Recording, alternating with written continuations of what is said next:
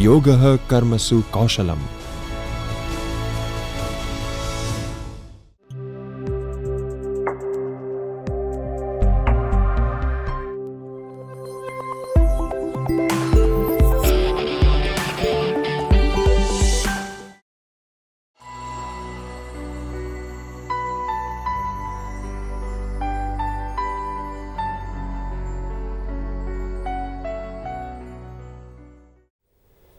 Hi, welcome to the 8th session in this course on HRM for non-HR managers.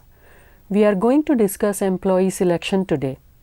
By the end of this session, you would be able to understand what is selection and why careful selection is important. You will also gain familiarity with the basic concepts of testing and various methods of selection. As a non-HR manager, you may have recruited, screened and selected candidates for job offer. If you do not have experience with employee testing and selection, you may be curious about it. In either way, you may be interested in continuing after our discussion of recruitment. Employee selection is a step further.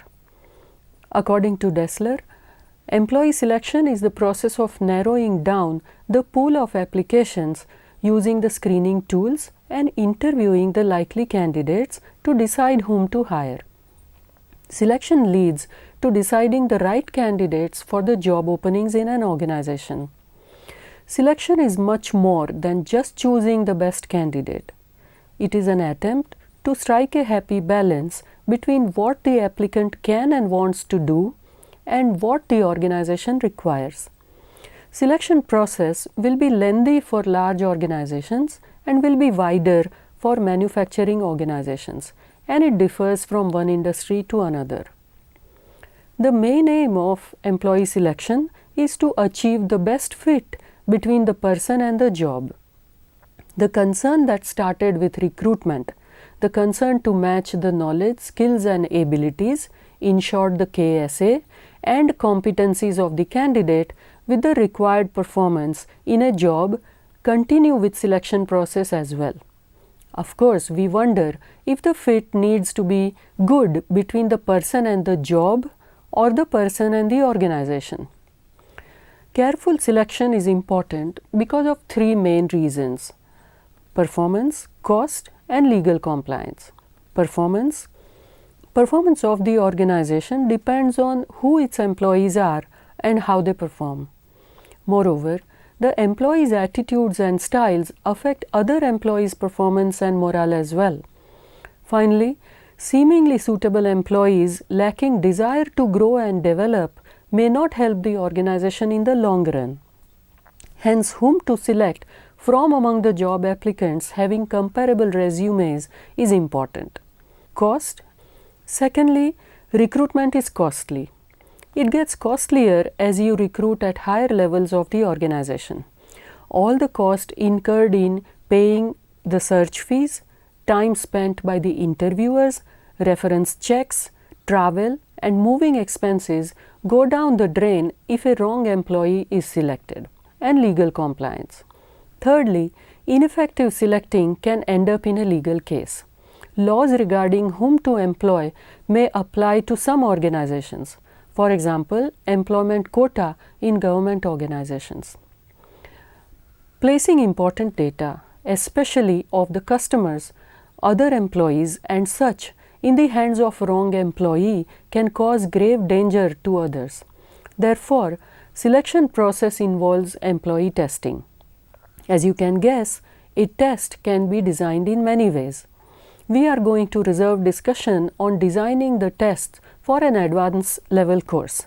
Here in this session, we will present the tests of different types. We can identify different types of tests depending on whether they measure cognitive, that is mental abilities, motor and physical abilities, personality and interest, or achievement. The tests of cognitive abilities include the tests of general reasoning ability or intelligence and tests of specific mental abilities like memory and inductive reasoning. Test of intelligence is also known as IQ test. These tests measure a range of abilities including memory, vocabulary, verbal fluency, and numerical ability. For example, an IQ test may ask the candidate which number should come next in the pattern and present the series of the numbers 37, 34, 31, 28, and then there will be a blank. Did you guess the answer?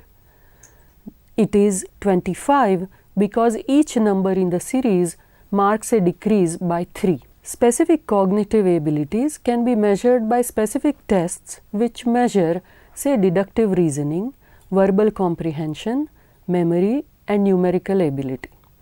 Verbal comprehension test, for example, offers a short paragraph to read, at the end of which a question is placed. The candidate chooses one of the multiple choices of terms or phrases which represent correct meaning. For some jobs, it is important to test motor abilities such as finger dexterity, manual dexterity, and if, say, hiring pilots, reaction time. If a candidate is being considered for an assembly line of wristwatches, how nimble and accurate they are. Tests exist for these kinds of requirements. Some jobs, such as working for the armed forces, may require physical abilities including the strength to lift weights, dynamic strength like doing pull-ups, body coordination, for example in case of jumping ropes, and stamina. Personality and interests reveal a lot about a person that the cognitive and motor ability skills cannot. An employer might be interested in knowing which of the candidates will be a better team player, for example. Personal characteristics such as attitude, motivation, and especially temperament are often at the root of poor performance and employee morale. You might wonder what the personality tests measure. Personality tests measure the basic aspects of an applicant's personality such as introversion, stability, and motivation. Because many aspects of personality cannot be observed directly, some tests require the candidates to interpret seemingly vague and ambiguous objects such as shapes. These are called projective tests because the candidate projects their internal psychological processes onto the shape being shown. A trained person can draw reasonably persuasive conclusion on the candidate's personality based on his or her interpretation. There are other personality tests which require the candidate to answer questions from a questionnaire. It is called self-reported test because the test is based on the data provided directly by the candidates themselves. Tests such as Big Five measure 5 major dimensions of personality: extraversion, emotional stability or neuroticism, agreeableness, conscientiousness, and openness to experience. Extraversion represents a tendency to be sociable, assertive, active, and to experience positive effects such as energy and zeal. Neuroticism represents a tendency to exhibit poor emotional adjustment and experience negative effects such as anxiety, insecurity, and hostility. Agreeableness is the tendency to be trusting, compliant, caring, and gentle. Conscientiousness is comprised of 2 related facets: achievement and dependability. Lastly, openness to experience is the disposition to be imaginative, non-conforming, unconventional, and autonomous. Personality tests are a very popular tool for candidate testing. One may wonder how accurately the personality tests predict performance though. Of course, an extroverted person might do better in sales job, for example. Personality traits do often correlate with job performance. Other traits correlate with occupational success. Emotional stability, extroversion, and agreeableness predict whether the expatriates would leave their overseas assignments early, for example. However, there are 3 points you should be careful about. First, projective tests are hard to interpret. An expert must analyze the test taker's interpretations and infer from them his or her personality. The test's usefulness then assumes that there is a measurable relationship between a personality test like introversion and success on the job. Second, personality tests can trigger legal challenges. Some personality tests may be challenged because they may rate people with non-psychiatric disabilities lower and therefore may be claimed as discriminatory. Third, some dispute that self-report personality tests predict performance at all. This is a debatable point, but if you are going to use a personality test for selection, it is important that the test reasonably predicts the candidate's performance. Interest inventories compare one's interests with those of people in various occupations.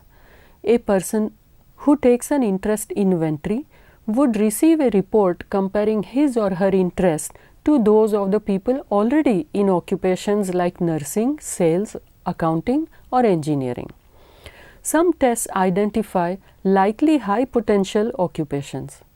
Interest inventories are used by many organizations in career planning and counseling because they guide the person towards choosing those occupations which involve activities in which the candidate is already interested.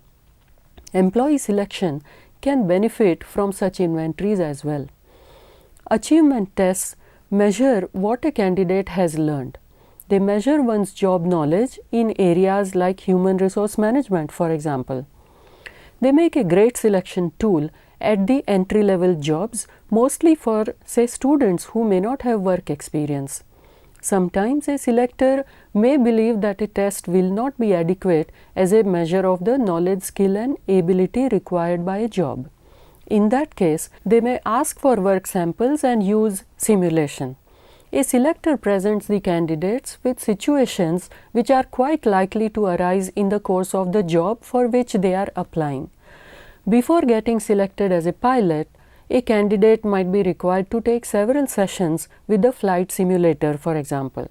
Work samples and simulations are different from the tests we discussed earlier because they measure job performance directly, and it is harder to fake the answers. Situational judgment tests. Situational judgment tests are designed to assess an applicant's judgment regarding a situation encountered in the workplace. When the narration of the situation ends, the candidate is presented with a number of alternative decisions of courses and actions they would likely take.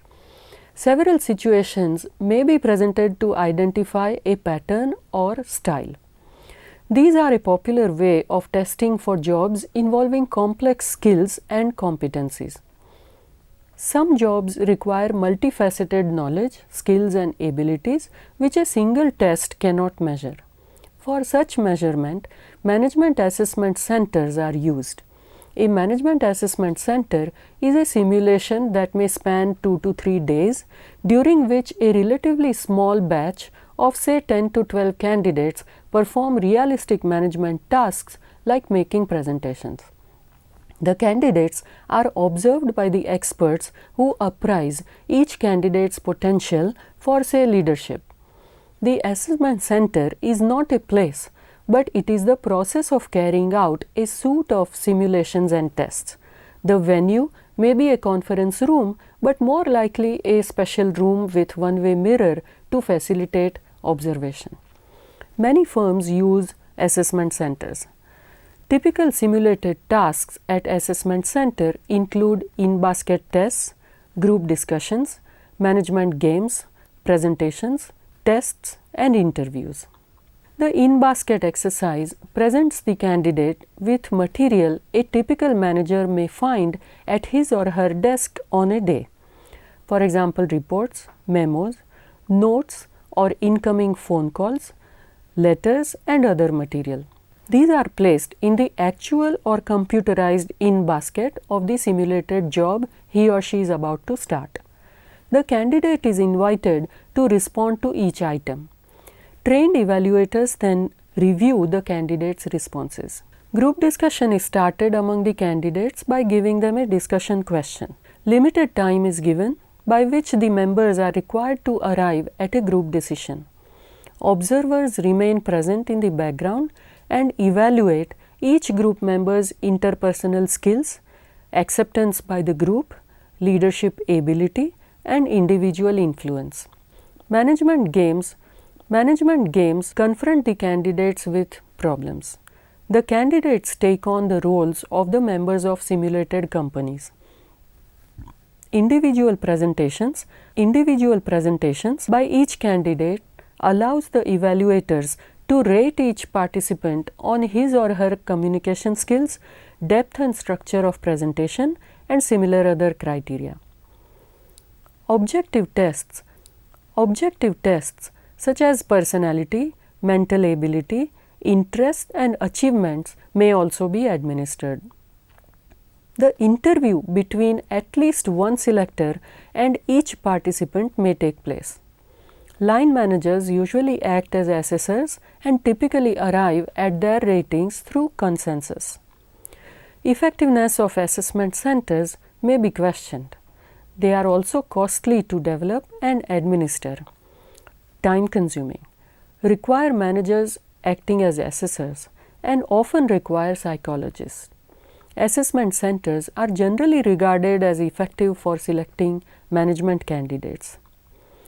We now move on to discussing background checks and other selection methods. Testing may reveal relative scores of different candidates across tests. But almost no company today may be finalizing their hiring decision without performing background and reference checks for each of the shortlisted candidates. Some organizations also use pre-employment information services, honesty testing, graphology, and substance abuse screening before making an employment offer to a candidate. You might ask why background investigations and reference checks may be needed.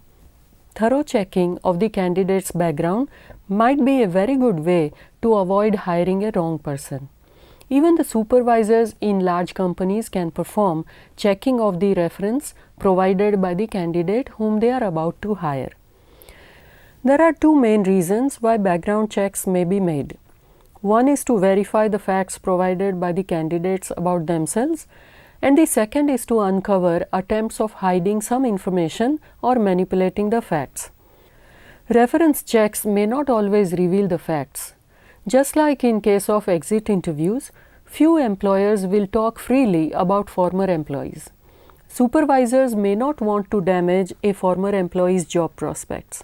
Others might prefer to give a good review of an incompetent employee if that is the easy way to lose them. How to check a candidate's background is the question in that case.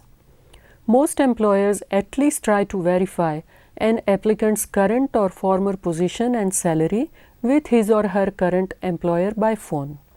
Others call the applicant's current and previous supervisors to try to discover more about the person's motivation, technical competence, and ability to work with others. More employers are automating their reference checking process. Instead of the employer calling the references, the recruiter sends an email link to each candidate. The candidate then uses this link to contact 5 or more of her references, asking them to fill out a tailored online questionnaire. Special vendors then compile this information and create analytical reports for the employer. Checking the applicant's background is made easier by access to their postings on social media websites. Making a Google search for applicants or checking their profiles and activities on social networking sites is common. You may like to check a few things before you perform a check on someone through such sites though. First, you need to have your candidate authorize you performing such a check. Second, you may still use telephone calls to the referees for candid query. Third, be open to sense the signals of something wrong. If the former employer hesitates or seems to qualify his or her answer when you ask, would you rehire such a candidate? Fourth, compare the application to the resume and Look for discrepancies. Fifth, ask open-ended questions where the referee describes behavior and shares experiences. It is important to realize that one should only ask for and obtain information that one is actually going to use, is specific and job related. Such information also must be kept confidential. Sixth, use the references offered by the applicant as a source for other references. That's all for this session. We introduced the meaning and importance of employee selection in this session, and then introduced tests as well as references and background checks as ways to narrow down the number of candidates who may be found suitable for the job. We will see you in the next session soon to discuss interviews. Until then, it is goodbye.